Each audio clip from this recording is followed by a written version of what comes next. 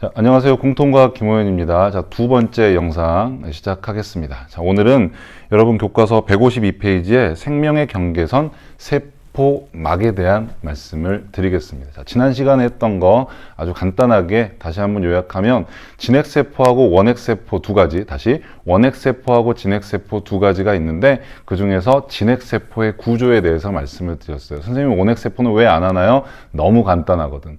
진핵세포 다 공부해 놓으면 거기에 리보솜만 붙여주면 그건 원핵세포거든. 다시 진핵세포의 세포 구조 중에서도 네 가지 했어요. 네 가지. 핵 기억나십니까? 구멍이 나 있고요. 이중막 구조고요. 유전 정보를 가지고 있었어. 대체 자, 미토콘드리아하고 엽록체 둘이 한꺼번에 했었죠. 둘 다 이중막 구조고요. 미토콘드리아는 에너지를 합성하는, 그리고 엽록체는 광합성을 하는 세포 소기관이었어. 말씀드렸습니다. 그 다음에 리보솜이라고 하는 게 있었어요. 이 리보솜은 뒤쪽에서 유전 정보의 전달, 그리고 세포의 단백질 합성에 굉장히 중요하게 사용이 되는 세포 소기관이니까 꼭 인지해 주시고, 다시 리보솜은 하는 일이 단백질 합성이었습니다. 그리고 구조적으로 보면 알갱이 구조였어. 막 구조를 가지고 있지 않았습니다. 왠지 시험에 나올 것 같아요. 자, 그렇게 좀 정리를 하시면 되고, 자, 오늘은 이제 세포막에 대한 말씀을 드려볼게. 세포막. 그래서 여러분들 좀 당부드리고 싶은 건 다시 한번 그 교재를 제가 따로 사라고 하지 않았습니다. 교과서에서 자료를 추출을 하시는데 제가 수업 드리는 내용 중에서 교과서에 없는 내용이 가끔씩 들어있을 수 있어요. 그러니까 노트 정리를 꼭 하시라고요. 제가 수업한 거는 시험 문제에 어쩔 수 없이 출제를 할 수밖에 없습니다. 그래서 꼭 노트 정리하시면서 따라와 주셨으면 좋겠습니다. 자, 오늘 주제는 크게 두 가지예요. 세포막의 구조에 대해서 이제 같이 좀 볼 거고요. 그 다음에 세포막을 통해서 물질이 왔다 갔다 이동을 할 거 아니야? 그래서 이동하는 방법에 대해서 간단하게 말씀을 드릴게. 자, 세포막은요, 구성 물질이 있습니다. 구성 물질이. 자, 세포막이 뭘로 구성이 되어 있냐면, 임지질이라고 하는 녀석과, 그 다음에 막에 꽂혀 있는 단백질. 뭐라고 하면 되겠어? 그치? 막단백질이라고 하면 되겠지? 다시 한번. 세포막은 인지질과 막단백질로 구성이 되어 있습니다. 물론 진짜로 깊이 들어가면 세포막에는 이것 말고 더 여러 가지가 많이 붙어 있어요. 여러 가지 뭐 당사슬도 붙어 있고요, 뭐 지질사슬도 붙어 있고요, 콜레스테롤도 끼워져 있고 여러 가지 있는데 아직까지는 그렇게 하실 필요는 없고 큰 덩어리를 좀 보시자고. 가장 주인공은 인지질이고요. 거기에 막단백질을 더해 주시면 세포막이다. 이렇게 해 주시면 되겠습니다. 다시. 그럼 이제 인지질이라는 게 뭔지 한번 볼게요. 자, 인지질은 뭘 인지질이라고 하냐면 요렇게 생긴 애를 우리가 인지질이라고 해요. 물론 진짜 현미경으로 봐서 이렇게 생긴 게 아니라 모식도로 이해를 해 주시면 되는 거야. 됐지? 그러면 여기 머리를 이제 뭐라고 하냐면 여기 이름을 붙이거든요. 이 머리를 뭐라고 하냐면 글리세롤이라고 합니다. 글리세롤이라고 합니다. 그리고요, 여기에 인산이라고 하는 게 붙어 있어요. 뭐가 붙어 있다? 인산이라고 하는 게 붙어 있어요. 그래서 글리세롤과 인산이 붙어 있는 구조물을 모식적으로 표현을 할 때 동그라미 이렇게 표현을 하는 겁니다. 됐죠? 자, 그 다음에 여기 꼬리가 달려있죠? 그래서 말 그대로 꼬리예요, 꼬리. 근데 이 꼬리가 이름이 있어. 자, 이 꼬리를 이제 뭐라고 하냐면, 이 꼬리를 지방산 꼬리라고 해. 꼬리라고 해. 됐죠?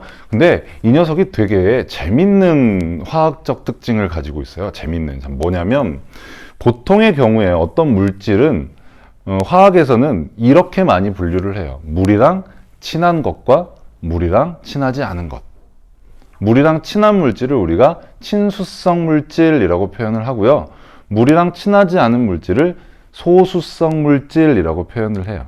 그런데 말이죠, 이 인지질이라고 하는 녀석은 되게 재밌는 게 뭐냐면, 이 인산과 글리세롤 요 부분은요, 물이랑 되게 친해요. 물이랑 되게 친해. 그래서 여기를 친수성 물질로 생각을 하시는 거예요. 물을 너무 좋아해. 반면에 지방산 꼬리 부분 있죠. 이 지방산 꼬리 부분은요, 물이랑 정말로 싫어해요. 물을 너무 싫어해. 그래서 우리가 여기를 뭐라고 하냐면 소수성 물질, 소수성 부분이라고 불러요. 여기 이제 소자는 뭐냐면, 저도 이제 한자는 잘 모르지만 뭐 그런 거 이제 어르신들이 쓰잖아요. 우리 관계가 너무 소원해졌어 할 때 그 소자입니다. 그래서 물과 소원한 관계야. 그래서 소수성 물질이라고 합니다. 요즘에 좀 직관적으로 이해하라고 어떤 교재에서는 친유성, 그러니까 기름이랑 친해, 이렇게 이제 표현을 하기도 합니다만은, 뭐 어찌 됐건 간에 물이랑 친한 부분, 기름이랑 친한 부분, 이렇게 나눠져 있어요. 자, 그러면 이제 인지질이 세포막의 주인공이라고 했잖아요. 그럼 인지질이 세포막에 어떻게 배치가 되어 있는 거냐? 우리 이제 지난 시간에 이렇게 세포를 그렸잖아. 그리고 여기 이제 이렇게 어때? 핵도 있고요. 핵공 그려줘야지. 핵도 있고요. 또 뭐 또 있었어요? 이제 미토콘드리아도 있고요. 또 뭐 또 있었어요? 지 웃고 있지? 너 뭐니? 엽록체요. 엽록체도 이렇게 있었죠? 이렇게 뭐가 있어? 리보솜이 둥둥둥둥 떠 있었는데, 자, 여기 이제 세포막을 하나 꺼내 오자고요. 세포막을 이렇게 이제 꺼내 오면, 세포막이 이렇게 구성이 돼 있어. 인지질, 인지질. 인지질. 자, 그리고 인지질. 이렇게 해야 되죠? 인글리세롤과 지방산콜. 인글리세롤과 지방산콜이. 자, 이런 식으로 뚜루루루 이렇게 구성이 되어 있는 거예요. 그래서 우리가 이걸 한마디로 이렇게 얘기합니다. 세포막은 인지질 이중층이다. 다시 한번, 세포막은 인지질 이중층이다. 인지질이 한 층으로 되어 있는 게 아니라 인지질 한 층에 또 다른 인지질 한 층이 합쳐져 있다. 그래서 우리가 이걸 다시 인지질 이중층으로 되어 있다, 이렇게 설명을 하는 거예요. 됐지? 자, 요 구조 잘 기억하셔야 됩니다. 잘 기억하셔야 됩니다. 그러면 요 구조를 가만히 보면 이중층도 그냥 이중층으로 생각하시면 안 돼. 어떻게 여러분 돼 있습니까? 여기 지방산 꼬리하고 맞은편에 지방산 꼬리가 같이 붙어 있죠. 다시, 여기 인글리세롤 머리하고 여기 인글리세롤 머리가 반대편으로 떨어져 있죠. 자, 여러분 왜 그럴까요?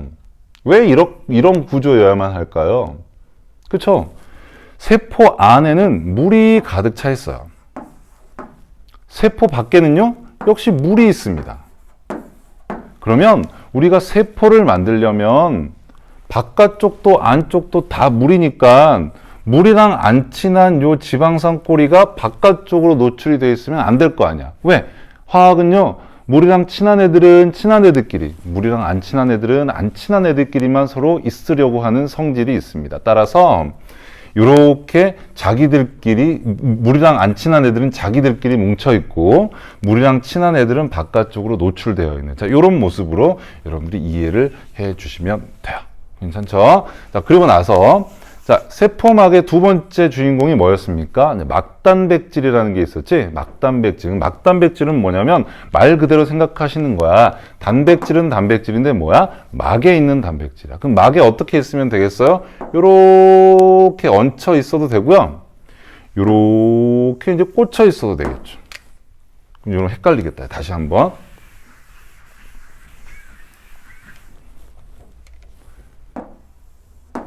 자, 요 녀석이 인지질이고요. 인지질이고 얘네들은 어때? 이중층으로 되어 있다. 기억하세요. 그 다음에 요 녀석이 뭐다? 막에 있는 단백질이다. 막에 있는 단백질이다.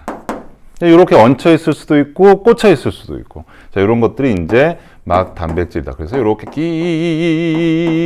이렇게 진행이 된다. 이렇게 보시면 되겠습니다. 자, 세포막의 구조였습니다. 간단하죠? 자, 이제 세포막을 통한 물질의 출입에 대해서 말씀을 드릴게요. 우리 책에 이제 154페이지 이야기인데, 세포막을요, 다른 표현으로 반투막이라고 표현을 합니다. 반투막 또는 반투과성 막이라고 그래요. 무슨 말씀이냐? 세포막이라고 하는 녀석은 반투과성 막이라고 하는데 이게 무슨 말씀이냐면 세포막은 물질을 선택적으로 투과를 시킨다는 거야. 선택적으로. 자, 세포막이 존재하는 이유가 뭐죠?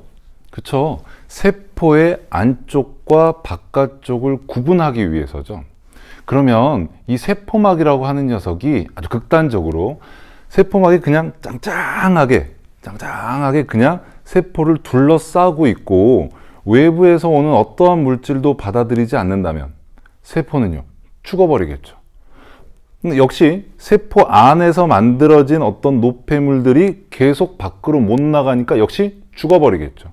그래서 세포막은 필연적으로 물질의 출입이 가능해야 돼. 그런데 아무런 물질이나 다 왔다 갔다 할 수 있으면 막이 존재하는 이유가 없는 거잖아요.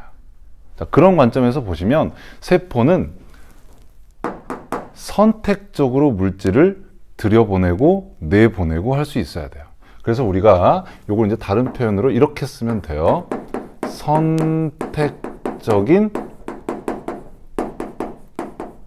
투과성이 있다. 선택적인 투과성이 있다. 이렇게 이해를 하시면 돼요. 그럼 예를 한번 들어드릴게. 자, 여기 세포막이 있어요. 세포막이. 여기가 안쪽이고 여기가 바깥쪽이었죠. 이거 확대한 거니까 여기가 안쪽이고 바깥쪽이야. 그럼 어디가 됐건 상관은 없습니다만은, 자, 여기 바깥에 요런 크기의 물질이 있고요. 보이십니까? 자, 요런 크기의 물질이 있고요. 이렇게 큰 물질이 있다고 해봐요. 그럼 얘가 세포 안으로 들어가고 싶어. 그럼 어떻게 되겠어요? 얘는 슝 하고 들어가겠죠. 얘는요, 보시기에도 깝깝해 보이잖아. 못 들어가겠죠. 아, 세포를 출입할 수 있는, 세포막을 출입할 수 있는 물질은 기본적으로 저분자 물질이 유리하구나. 돼요? 자, 이렇게 하시면 돼. 자, 그 다음에 한 번 더 해볼게. 여기 또 물질이 하나 있는데 이번에는 이렇게 가볼까? 친수성, 그러니까 물이랑 친한 물질이 있어요. 그 다음에 물이랑 안 친한 걸 우리가 뭐라고 한다 그랬지? 소수성 물질이 있어요. 소수성 물질이 있어. 그러면 둘 중에서 누가 세포막을 잘 통과할 수 있을까요? 누가 세포막을 잘 통과할 수 있을까요? 잘 생각해 보셔야 돼.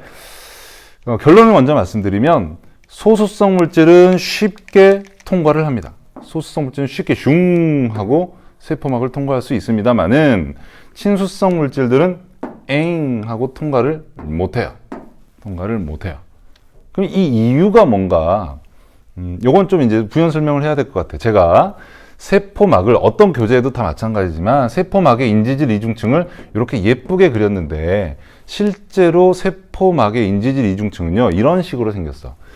여기서부터 여기까지, 우리 칠판에 여기서부터 여기까지가 세포막이라고 하면 인지질 영역은 요 정도 돼. 아, 그늘이라서 잘 안 보이겠네요. 여기 밑에다가 한 요 정도 돼, 요 정도. 지방산 꼬리는요, 이렇게 길어요. 다시 이중층이라고 했잖아. 인지질이 요 정도 크기라면, 미안해요. 여기 머리 부분, 임산 글리세롤 부분이 요 정도 크기라면 지방산 꼬리는 요렇게 길어요. 이렇게 생긴 게 사실 세포막이라고 생각을 하시는 거야. 세포막이라고. 그러니까 요건 예쁘게 그린 거고요. 실제로는 요렇게 이해를 하셔야 돼. 그럼 다시 세포막이라고 하는 부분은, 세포막이라고 하는 녀석은 지질 성분이 대부분입니다. 머리에 인이 있긴 하지만 지질이 차지하는 영역이 훨씬 많습니다. 훨씬 많아요. 자, 그러면 다시 이제 이해되니? 물이랑 안 친한 게 지질이잖아요. 그러면 이 녀석은 여기 넓은 지질 영역을, 지방산 꼬리 영역을 슝 그냥 갈 수 있다고. 왜? 자기들끼리 친하니까. 그런데 물이랑 친한 애는 여기 있는 지방산 꼬리가 안 받아들여요. 못 받아들여요. 너 오지 마! 너 오지 마! 그래서 튕겨 나가 버린다고. 이렇게 생각을 하시는 거야. 그래서 다시 정리합니다. 세포막을 기준으로 해서 물질은 어떤 것들이 잘 통과가 되느냐? 분자량이 작은 녀석일수록 잘 통과가 되고 소수성 물질일수록 잘 통과가 된다. 다시 분자량이 작고 소수성 물질은 잘 통과를 한다. 이렇게 정리를 하시면 돼요. 자, 그래서 얘네들이 이제 통과를 하는 방법을 우리가 이야기를 할 때 뭘 이야기하냐면 확산이라고 하는 표현을 쓰게 됩니다. 자, 이건 지울게. 이해만 하시면 되니까. 자, 확산이라고 하는 개념을 이해를 해 주시면 돼. 확산이라는 표현은 일상 용어에서도 많이 쓰잖아요. 어떤 현상이 이렇게 퍼져나가는 걸 확산이라고 하잖아요. 그쵸? 여러분이 방구를 꼈어요. 방구를 끼면 방구 입자가, 방구의 방향족 입자가 냄새를, 아주 향긋한 냄새를 만들어내는 방향족 입자가 내 엉덩이 주변에 있다가 가만히 있으면 쭉 이렇게 퍼져나가는 거잖아. 이걸 뭐라고 한다? 확산이라고 한다. 내가 수조에다가 물을 받아놓고 거기에다 잉크를 한 방울 톡 떨어뜨렸어. 그러면 잉크가 거기에 그냥 머물러 있는 게 아니죠. 쭉 물로 이렇게 퍼져나가면서 흐려지죠. 흩어지죠. 네, 그런 걸 우리가 확산이라고 한다고. 그래서 확산은 우리가 뭘 확산이라고 하느냐. 고농도에서 저농도로 물질이 이동하는 현상. 근데 이 물질을 뭐라고 표현해야 되냐면 용질이라고 표현하면 훨씬 멋있겠죠. 여러분들 중학교 때 용질, 용매 배우셨잖아. 다시 고농도에서 저농도로 용질이 많이 있는 곳에서 용질이 상대적으로 적게 있는 곳으로 이동하는 현상을 확산이라고 한다.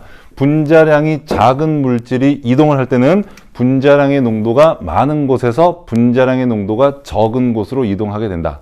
소수성 물질이 이동할 때는 소수성 물질의 농도가 많은 곳에서 소수성 물질의 농도가 적은 곳으로 이동하게 된다. 우리가 이걸 확산이라고 부른다.